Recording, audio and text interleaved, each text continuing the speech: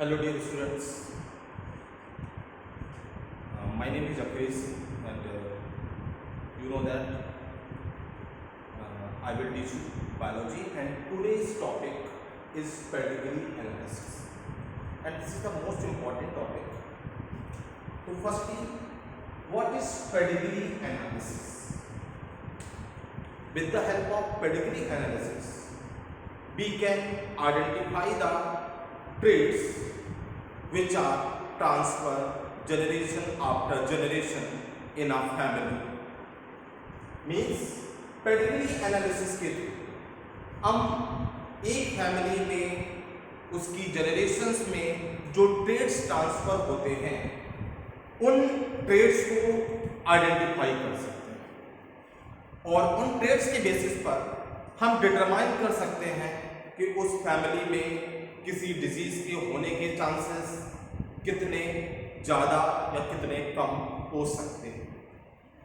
सो pedigree analysis को हम पढ़े उससे पहले हमें कुछ सिंपल टर्म पता होने चाहिए। तो सबसे पहले हम उन सिंपल टर्म्स की बात कर लेते हैं। एक्चुअली 2 टाइप्स के ट्रेड्स होते हैं। एक होते हैं डोमिनेंट ट्रेड और एक होते हैं रिसेसिव ट्रेड। एक होते हैं डोमिनेंट ट्रेड और एक होते हैं रिसेसिव ट्रेड। डोमिनेंट ट्रेड का मतलब क्या है? जब कोई एलील दूसरे एलील की प्रेजेंस में भी अपने आप को एक्सप्रेस कर लेता है, देन हम उस ट्रेड को डोमिनेंट ट्रेड बोलते हैं। फॉर एग्जांपल, जैसे यहां पर अगर हम लिखें कैपिटल टी स्मॉल टी, तो यहां पर कैपिटल टी एक्चुअली डोमिनेंट है और स्मॉल टी रिसेसिव है। अगर मैं यहां पर लिखे तो capital T reflect the tall and small T reflect the doll. तो आप यहां पर देखो कि इस डोमिनेंट ट्रेड में आप देखो 2 डिफरेंट एलील्स हैं। तो यहां पर एक्चुअली इस कैपिटल टी ने इस स्मॉल टी को सप्रेस कर दिया और फाइनली जब ये शो होगा तो ये जो फिनोटाइप शो होगा वो टॉल फिनोटाइप शो होगा। तो यहाँ पर क्या हुआ? इस कैपिटल टी ने इस स्मॉल टी को क्या किया? सप्रेस कर दिया। तो जो जब कोई एक एलील दूसरे एलील को सप्रेस कर देता है देन हम उसको डोमिनेंट ट्रेड बोलते हैं। और यहाँ पर भी स्मॉल टी इस कैपिटल टी के कारण क्या हो गया? सप्रेस हो गया, क्योंकि स्मॉल टी के कारण क्या होता है? डॉर्फ होता है। लेकिन अगर आप यहाँ पर देखो तो स्मॉल टी प्रेजेंट होने के बावजूद यहाँ पर जो ट्रेड जनरेट हुआ, जो फिनोटाइप जनरेट हुआ, वो टॉल जनरेट हुआ, तो यहाँ पर ये स्मॉल टी क्या है? Recessive trade. Small T is a recessive trade. तो ये इंपॉर्टेंट थिंग है। अब हम कुछ और कॉमन टर्म्स की तरफ बढ़े। तो ये तो डोमिनेंट ट्रेड और रिसेसिव ट्रेड हो गया। अब एक टर्म होता है होमोजाइगस एंड हेटेरोजाइगस। एक टर्म होता है homozygous and heterozygous. Homozygous and heterozygous. इस होमोजाइगस और हेटेरोजाइगस की बात करें, when the alleles are similar, when the alleles are similar, this is known as homozygous. For example, capital T, both alleles are similar, the condition is homozygous. The heterozygous is capital T small t. Here one is capital T and one is small t. So this condition is heterozygous. So homozygous और heterozygous, तो ये homozygous trade है और ये heterozygous। अब next thing बताते हैं। एक थिंग होती है फिनोटाइप और एक थिंग होती है जीनोटाइप। ये सारी बातें जानना इसलिए जरूरी है क्योंकि अगर आपको ये मालूम होगा तभी आप पेडिग्री एनालिसिस को बेहतर तरीके से परफॉर्म कर सकते हैं। अब आपको एक थिंग बताते हैं। एक थिंग होती है जीनोटाइप और एक थिंग होती है फिनोटाइप। एक थिंग होती है जीनोटाइप और एक थिंग होती है फिनोटाइप।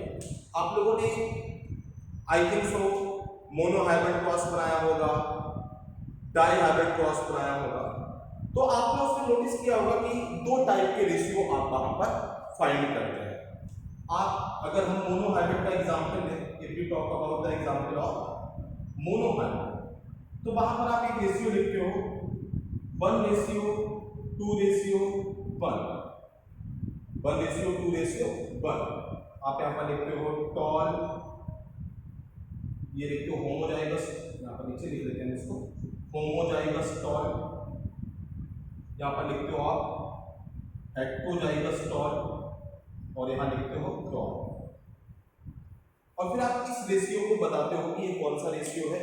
आप बताते हो कि this one is a genotype ratio, this one is a genotype ratio.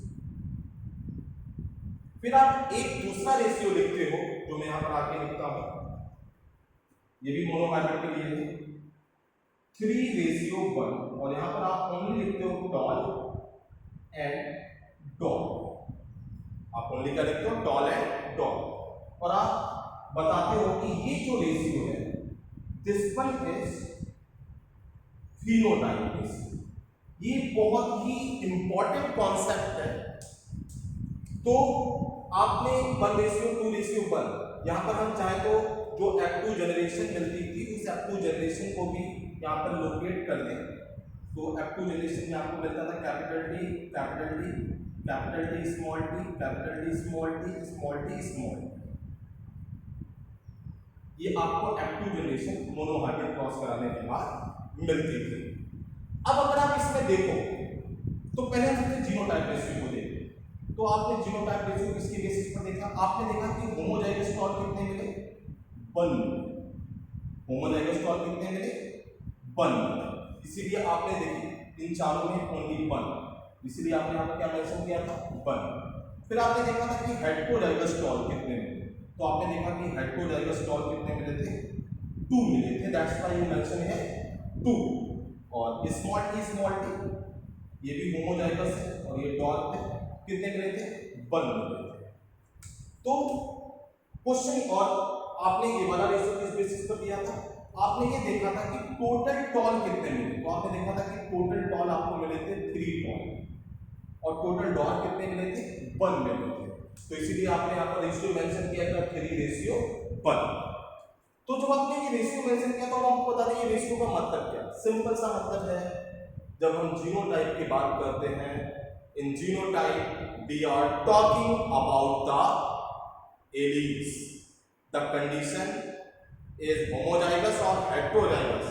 If on the basis of the homozygous and heterozygous of the alleles, if ratio is given, then the ratio is genotype. But when we are only talking about the parental character which are seen by physical beings, तो उस ratio को हम क्या बोलते हैं, phenotype. एक simple term में समझाते हैं, जो आपको दिख रहा है, जो आपको दिख रहा है वो फिनोटाइप। मतलब अगर हम सिंपली बात करें तो ये आपको इतने सारे प्लांट मिले, 4 प्लांट मिले, तो आपको क्या दिखाई पड़ेगा, आपको दिखाई पड़ेगा कि ये टॉल है, ये टॉल है, ये टॉल है और ये टॉल है। मतलब टॉलनेस और डार्कनेस आपको दिखाई पड़ती है।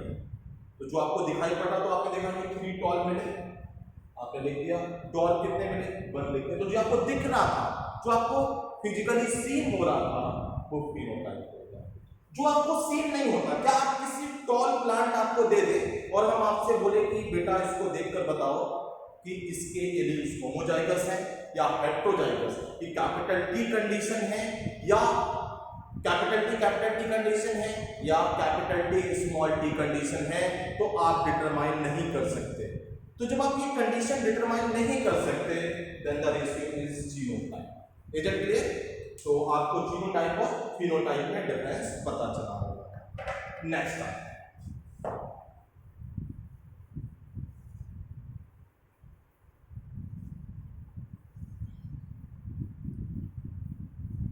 आएगा, अब हम बात करते हैं ऑटोसोमल ट्रेट और सेक्स। ऑटोसोमल है, सेक्स। आप सबको मालूम होगा कि जो भी ऑर्गेनिजम्स होते हैं उन ऑर्गेनिजम्स के पास क्रोमोसोम होते हैं।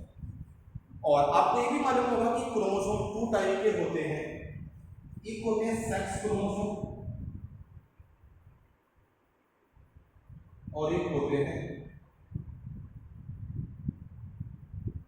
ऑटोसोम्स। एक होते हैं सेक्स क्रोमोसोम और एक होते हैं ऑटोसोम्स। एक हम आपको बड़ा सिंपल सा एग्जांपल देके बताते हैं, आपको तुरंत समझ में आ जाएगा। For example in human there are 46 chromosomes and these chromosomes are exist in pair, so we can say that 23 pair of chromosome, 23 pair of chromosome. So in human 23 pair of total chromosome and in which 22 pair, in which 22 pair are autosomes. इसमें से 22 pair क्या होंगे? Autosomes होंगे। और 1 pair क्या होंगे? 1 pair sex chromosome. क्या होंगे? 1 पेयर सेक्स क्रोमोसोम्स।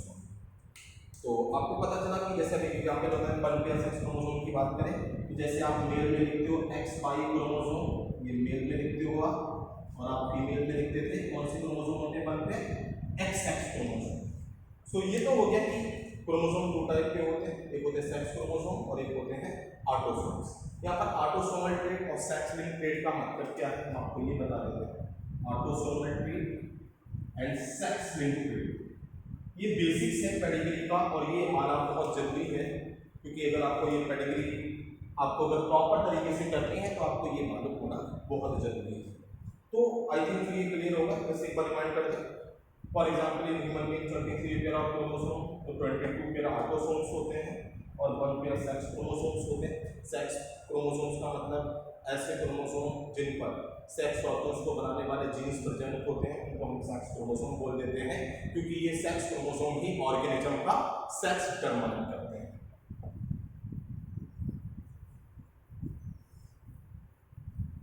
जब हम पेडिग्री में बोलते हैं कि ऑटोसोमल ट्रेट और सेक्स लिंक ट्रेट, तो इसका मतलब होता है कि जो जीन है अगर वो ऑटोसोम्स पर प्रेजेंट है तो हम उसको बोलते हैं ऑटोसोमल ट्रेट। मतलब जैसे मैंने एक एग्जांपल बताया था कि ह्यूमन में 22 पेयर ऑटोसोम्स हैं और 1 पेयर क्या है? Sex chromosome. तो हमने आपको बताया कि अगर कोई जीन इन ऑटोसोम्स पर प्रेजेंट है तो वो कौन सा ट्रेट हुआ? ऑटोसोमल ट्रेट हुआ। और अगर कोई जीन इस सेक्स क्रोमोसोम पर प्रेजेंट है तो वो कौन सा ट्रेट हुआ? सेक्स लिंक ट्रेट हुआ। तो अभी आप जब पेडिग्री पढ़ोगे तो आपको आइडेंटिफाई करना होता है। जब हम पेडिग्री पढ़ते हैं तो हमें आइडेंटिफाई करना होता है कि वहां पर जो ट्रेट है क्या क्या कंडीशन होती है? कंडीशन हो सकती है ऑटोसोमल डोमिनेंट, कंडीशन सेकेंड हो सकती है autosomal recessive, sex link dominant या सेक्स लिंक रिसेसिव। एक्चुअली अभी जब आप पेडिग्री एनालिसिस करोगे तो आपको ये 4 कंडीशंस ही आइडेंटिफाई करनी होंगी कि जो भी पेडिग्री चार्ट है वो ऑटोसोमल डोमिनेंट शो करता है, ऑटोसोमल रिसेसिव शो करता है, सेक्स लिंक डोमिनेंट शो करता है या सेक्स लिंक रिसेसिव शो करता है। ये 4 कंडीशंस हैं। उन कंडीशंस को आपको क्या करना पड़ेगा? डिटरमाइन करना पड़ेगा। तो अब पेडिग्री एनालिसिस से रिलेटेड बात करने में लास्ट जो कॉन्सेप्ट रह गया है जो कि सिंबल है पेडिग्री एनालिसिस के, वो बहुत इंपॉर्टेंट है जानना। तो यहां पर हम देखें सर्कल। सर्कल से हम फीमेल को रिप्रेजेंट करते हैं। सर्कल से हम फीमेल को रिप्रेजेंट करते हैं। यानी in pedigree analysis female is represented by circle. Next square. Square से हम डिनोट करते हैं मेल, इसको डिनोट करते हैं मेल को। और जब इनकी मैटिंग होती है, यानी अगर आपके कॉमन टर्म्स में हम बोले इनकी अगर मैरिज कर रहे हैं तो मैरिज को किससे रिप्रेजेंट करेंगे हम? मैरिज को रिप्रेजेंट करेंगे हम इस तरह से। तो जब हम इस तरीके से रिप्रेजेंट करते हैं तो इसका मतलब है मैटिंग, इसका मतलब है मैटिंग। यहाँ पर एक और बताते हैं, हालांकि वो कब यूज होगी, अगर हम यहाँ पर एक सर्कल बना ले, ये स्क्वायर बनाएंगे तो मेल एंड फीमेल, और यहाँ पर बीच में डबल लाइन ड्रॉ कर दें, बीच में डबल लाइन ड्रॉ कर दें, तो ये हम रिप्रेजेंट कर रहे हैं mating, mating between relatives, mating between relatives. तो यहां पर क्या हुआ, ये नॉर्मल मैटिंग हो गई, ये हो गई मैटिंग बिटवीन द रिलेटिव्स। फिर इनके बच्चे भी होंगे, तो हम कैसे रिप्रेजेंट करते हैं? जैसे सपोज ये कपल है, इनकी मैटिंग हुई, तो ये इस तरीके से रिप्रेजेंट करते हैं। ये गर्ल चाइल्ड को रिप्रेजेंट किया, मान लीजिए फिर मेल चाइल्ड को रिप्रेजेंट किया, फिर मेल चाइल्ड को रिप्रेजेंट किया, ये सीक्वेंस कुछ भी हो सकता है। ये गर्ल चाइल्ड को रिप्रेजेंट किया, तो ये इस तरीके से क्या रिप्रेजेंट करते हैं हम चिल्ड्रन रिप्रेजेंट करते हैं। क्या रिप्रेजेंट करते हैं? चिल्ड्रन रिप्रेजेंट करते हैं। इतनी बात समझ में? अब एक सबसे इंपॉर्टेंट थिंग क्या है कि अगर हमें जब अफेक्टेड, जैसे जब ये सर्कल है और इस सर्कल को पूरा का पूरा डार्क करना है, इस सर्कल को पूरा का पूरा डार्क करना है, तो जब सर्कल पूरा डार्क हो जाता है इसका मतलब होता है अफेक्टेड फील्ड। क्या होता है? Affected field. और सेम ऐसे यहाँ पर इसको अगर हम डार्क कर दें पूरा स्क्वायर को, तो ये क्या होता है? ये होता है अफेक्टेड मेल। क्या होता है ये? Affected mail. सेम एज एक और कंडीशन होती है, अगर हम रोम्बस ड्रॉ करते हैं, क्या ड्रॉ करते हैं? रोम्बस ड्रॉ करते हैं, तो रोम्बस का मतलब होता है sex unspecified, sex unspecified. Sex unspecified का मतलब क्या है? आपको मालूम होगा कि या तो कोई मेल होगा या फीमेल होगा, या उसमें प्रॉपर सेक्स जो है वो ऑर्गन प्रॉपर डेवलप नहीं होते हैं, तो उनको हम बोलते हैं सेक्स अनस्पेसिफाइड। तो तब हम उसको इससे रिप्रेजेंट करते हैं। और अगर हम इसमें हम क्या करें, इस तरीके से ये लिखते हैं, ये 5 या 4 जितना भी लिखते हैं, तो इसका मतलब होता है अफेक्टेड पर्सन्स। क्या होता है? Affected persons. इतनी बात समझ में? बाकी जो इसके नेक्स्ट जो टॉपिक होगा हम नेक्स्ट वीडियो में शेयर करेंगे। तब तक के लिए मिलते हैं नेक्स्ट वीडियो के बाद। Thank you.